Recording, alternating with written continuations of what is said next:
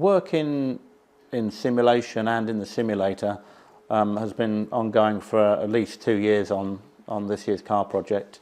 Obviously looking at everything from the normal things we do of aerodynamic performance, aerodynamic characteristics, but also with a change to the new power unit, there's a huge amount of learning we can do there. Initially setting all the bases of what the design target should be and the various trades, but then also more recently we've now got the race drivers in the simulator working through all the different power unit strategies, so how to best use the engine, the ERS, fuel trading. I think that I think certainly the race drivers found that very useful, very informative in preparing for the tests. We've already worked through Bahrain and Jerez. There will be again a lot more use you'll get from that, from preparing for each event. I mean, certainly with the rules being so new, preparing for each race at the start, I think we will see the race drivers in getting used to all, getting used to the track, but more than doing car setup work, working on how to best optimise the strategies for qualifying and for race. So maybe once we've learnt towards the end of the year, that'll become less important, but certainly at the moment it adds huge value to the preparation for the race weekend. Well, I think the regulations don't really affect the pit stop strategies and the design of the car for pit stops, so to speak. I think there will be quite a strain on the way we go racing, but more in the preparation and getting the car ready for the next event and working on the car in session.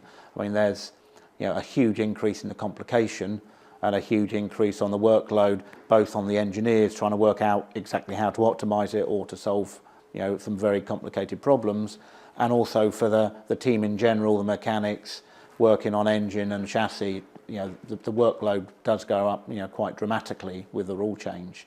Coming back to pit stops, I think in reality that's more affected by the aero directions you take and how hard you make things, to fit and remove wheels and things like that, than anything else. So that's not really affected by the rule changes that we've had this year. Race strategy wise, there will be some races where we run flat out with no restrictions, such as Monaco. There'll be others where there'll be a reasonably significant amount of fuel saving to be had. I suppose we go to Melbourne, we've got either the best or the worst of both worlds. So it's a high fuel consumption circuit, and I'm sure we've got to get used to learning the strategies and the basic strategies for saving fuel, but then also strategically, where do you want to go quick, where do you want to go slow, because you can change the pace of your car by plus or minus a second depending on what fuel or energy you want to use on any particular lap.